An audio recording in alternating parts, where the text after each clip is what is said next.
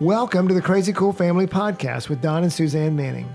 Parents, what if we could give you the power to transform your family into something absolutely amazing? A family where everyone is healthy, gets along, loves Jesus, and has great purpose in life. Hey, let us flip your thinking to unlock the power God has given you to create your own Crazy Cool family.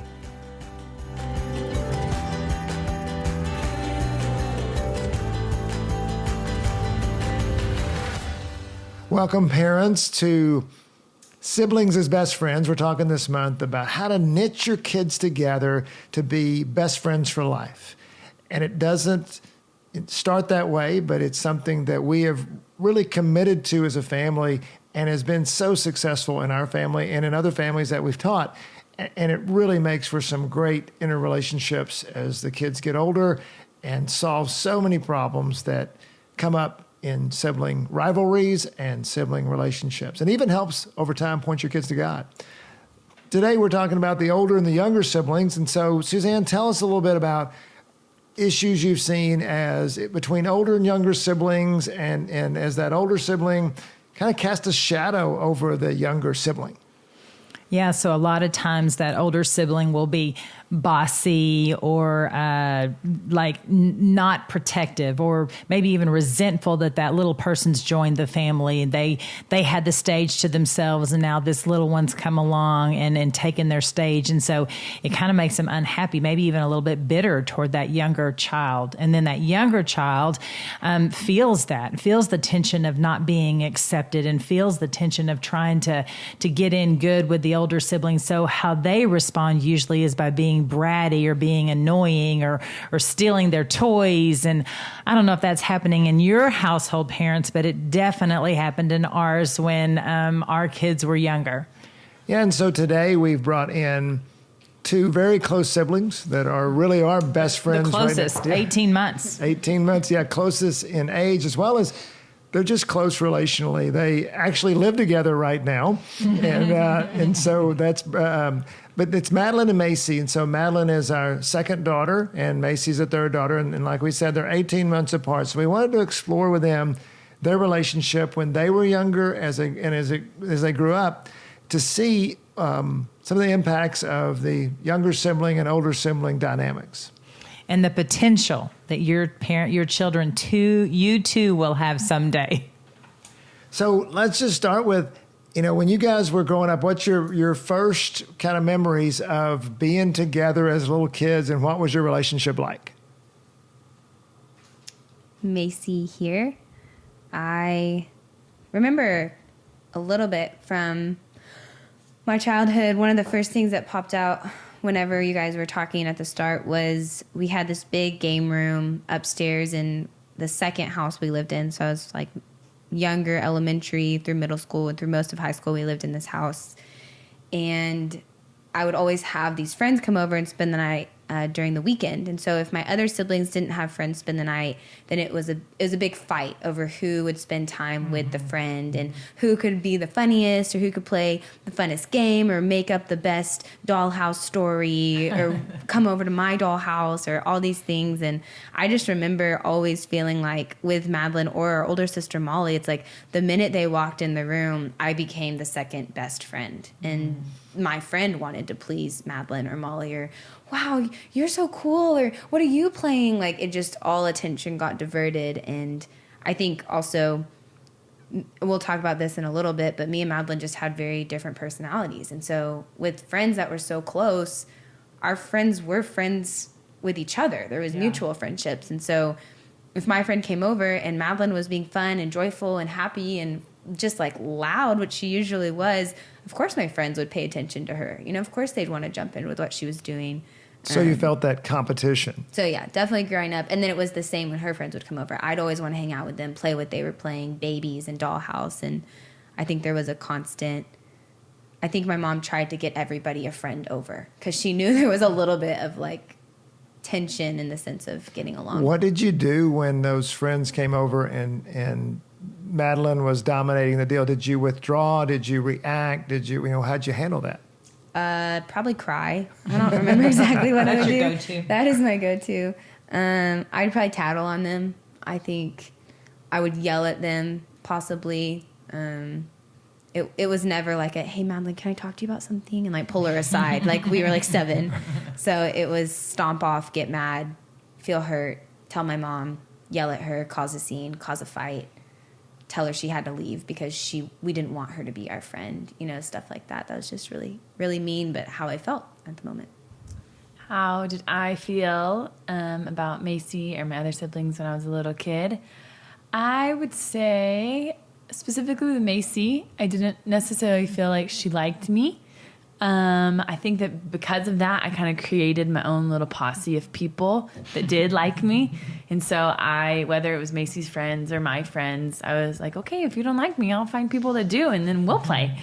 And that's kind of how I remember it looking back. I think another thing is a lot of my memories of my childhood are really sweet and really good. So I think even the Lord has like protected me and rewritten a lot of stuff that now that Macy was saying all of that about fighting and friends and fighting over friends, I'm like, oh my gosh, I forgot all about that, but we totally did that. And so I think that part of it is that just like over time, the feelings that I had of negativity specifically towards Macy have gone away in a lot of areas. Why didn't you think she liked you?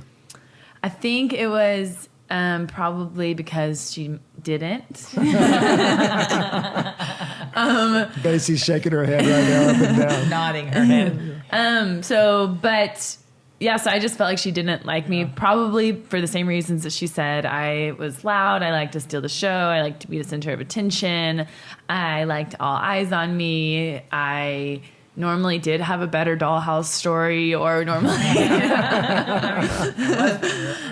No, but I think that a lot of it was that I know now about myself that I just have a lot of ideas and opinions and a big personality, and I was the big sister, so I got to use them and do them.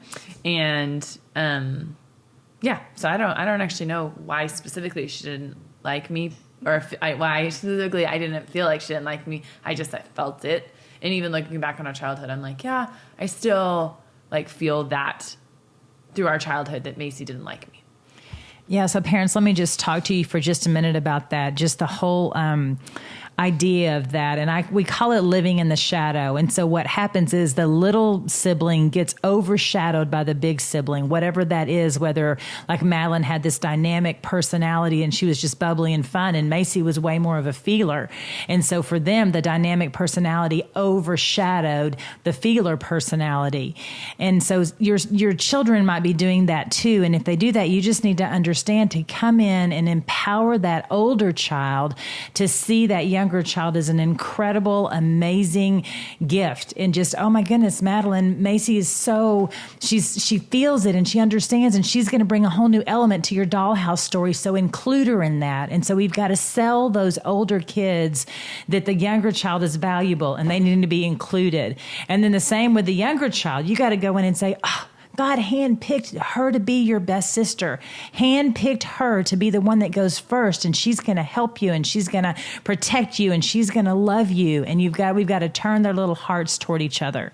And I think what's interesting about that story right there is how, and Suzanne, you were just talking about how to overcome that. I want parents to see that negative behavior came out of relationship.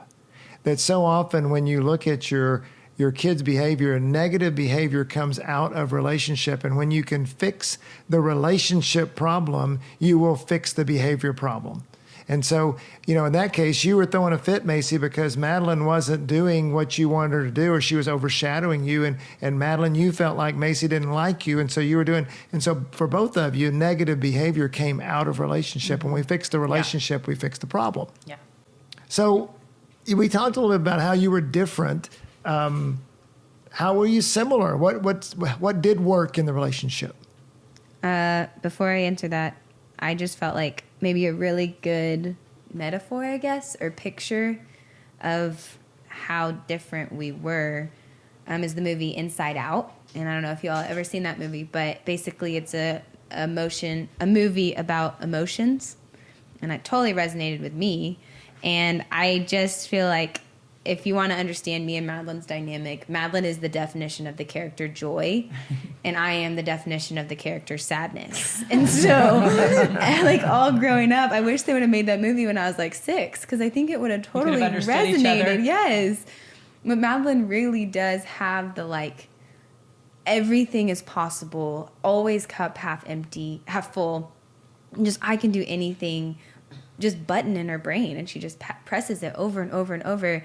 And I've always had the like, I could see the ins and outs of how something wasn't going to work. And I could always see big picture. And if you put 4 dollhouse beds in one room, there's no way that kid's going to be able to get out of bed if he has to pee in the middle of the night. You know, just like I always knew when things wouldn't work out, and I was not afraid to express them or feel them.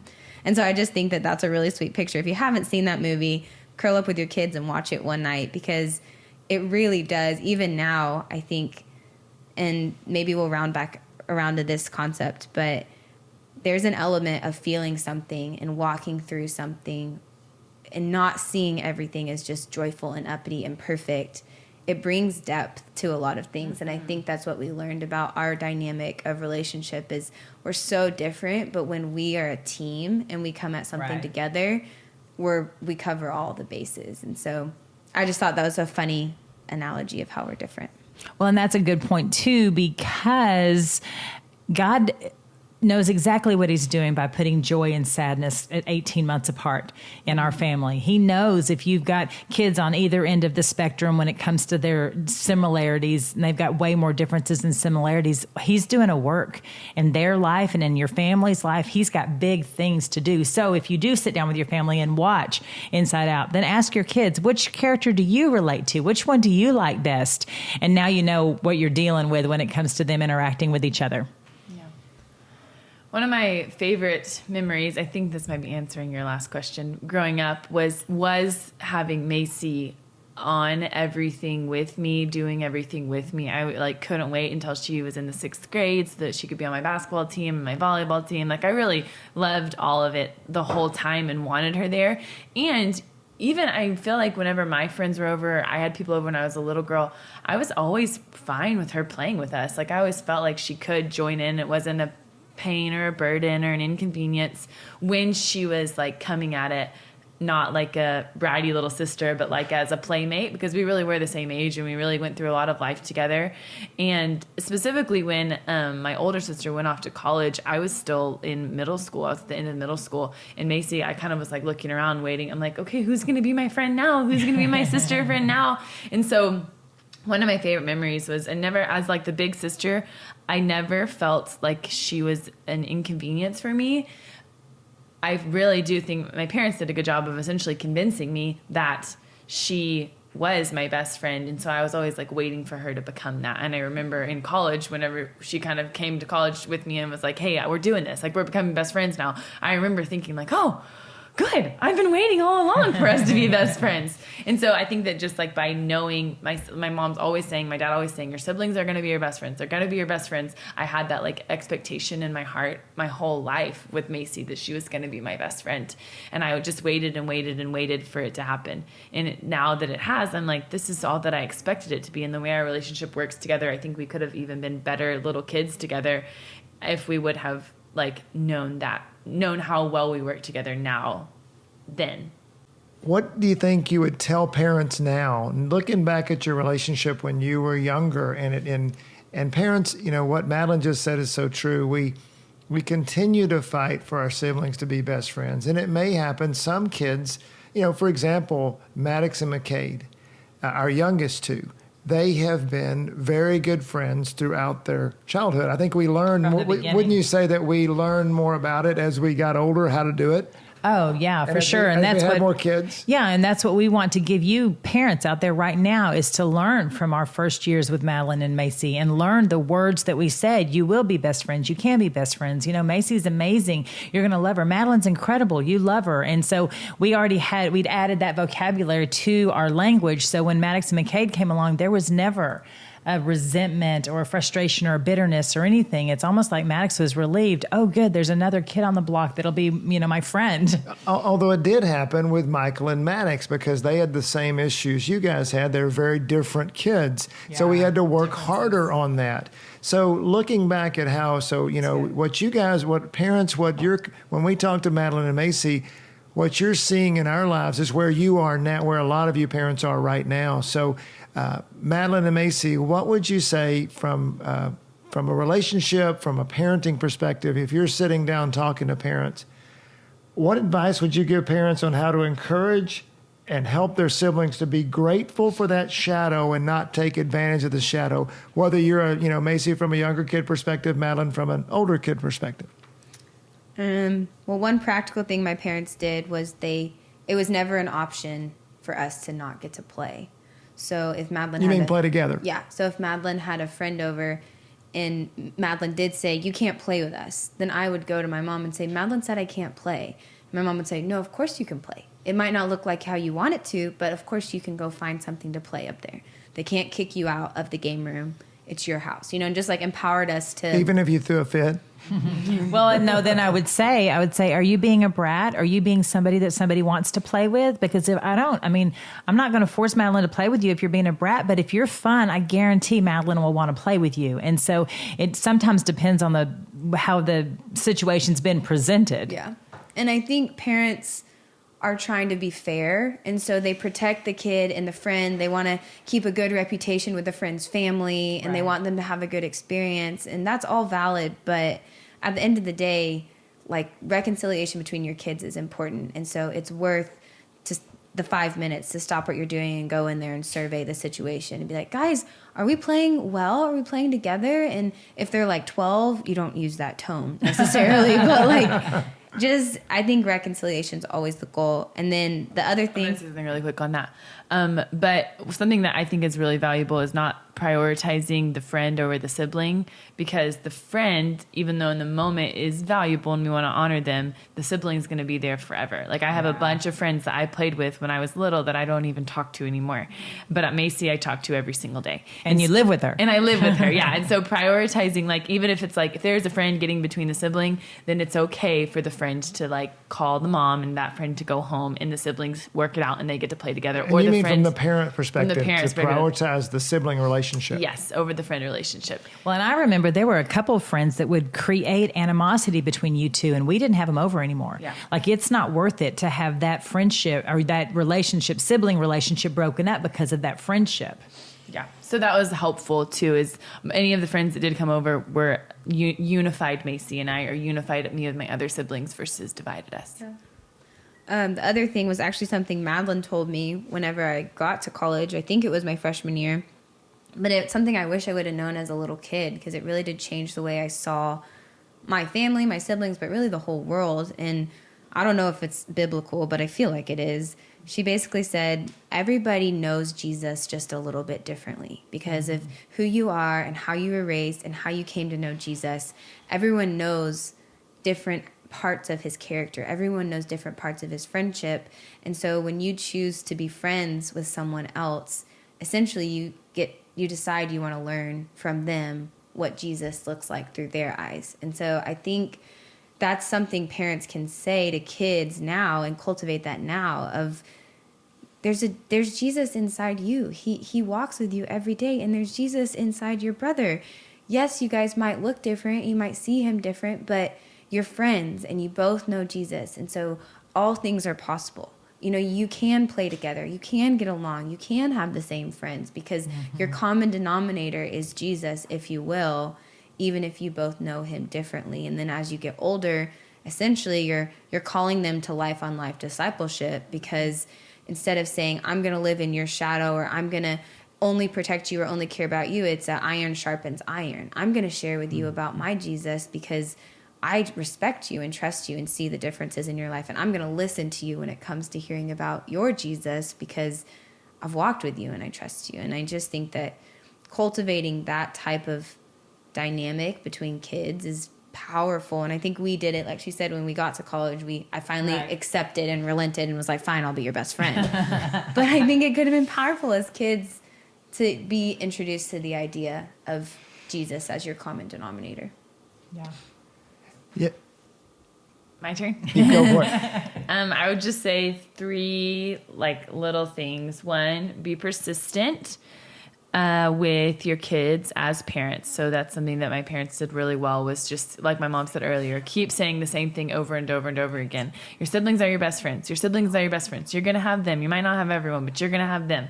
And so be persistent with that. Don't give up on that. And it's those little moments of saying that over and over and over and over again that creates expectation in their hearts to where that's like something they're fighting for. So you look up and, you know, you're in your 20s and we're living together and we're best friends and we've been overseas together for months at a time. And I would love for her to follow me wherever I go. And I always want her on my team. And I'm her biggest fan and her loudest cheerleader. And anytime anyone talks about her, I always like to talk about her even greater, to a greater capacity. So like, but that is because all these little seeds were sown in my heart towards her and with her from over the years of like the little moments. And then the other piece I think is important with sibling dynamic is for you as the parent to know your individual kid.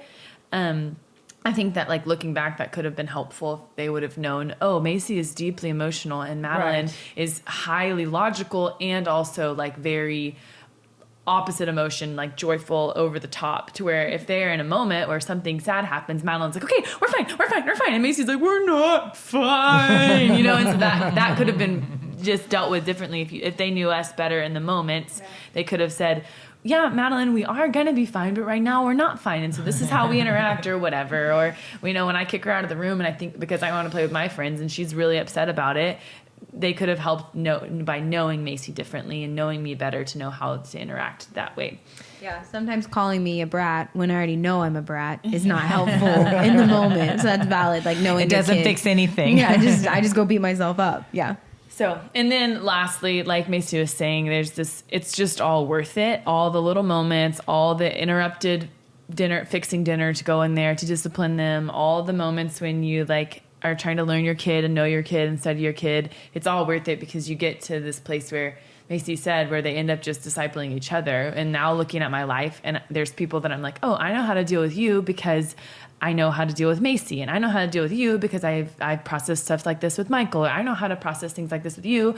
Even in my own marriage, I'm like, oh, I know a lot more about my husband because of how I've interacted with all of my siblings, and they have like sharpened me and discipled me to know more about people in general, so that I can love people and help carry people's burdens and pray for people and minister to people because of how I know my siblings.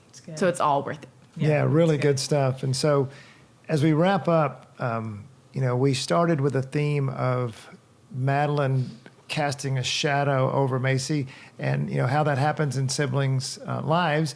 We've also learned a lot. Is, you know, what you learn about relationships is it's not just one thing.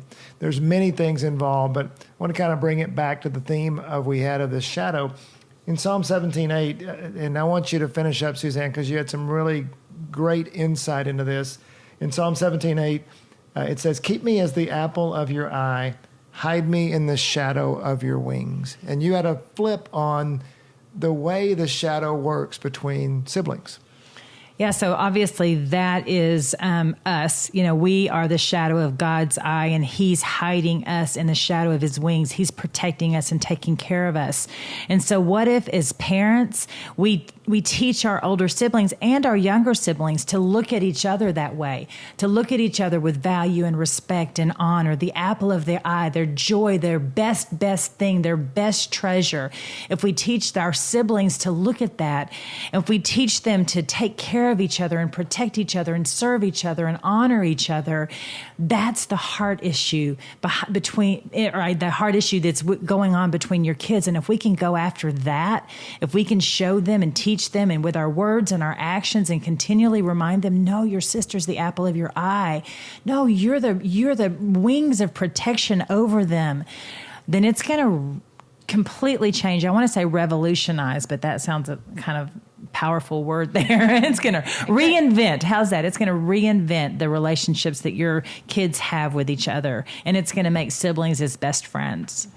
And just remember, parents, like we said earlier too, so many of the behavior problems in your kids are actually relationship problems. And when you solve the relationship problem, you solve the behavior problem. I hope you've enjoyed being with us. Madeline, Macy, do y'all have any last words for us? You guys can do it. Your siblings are, your kids are going to love each other. Your siblings will love each other. I believe that wholeheartedly.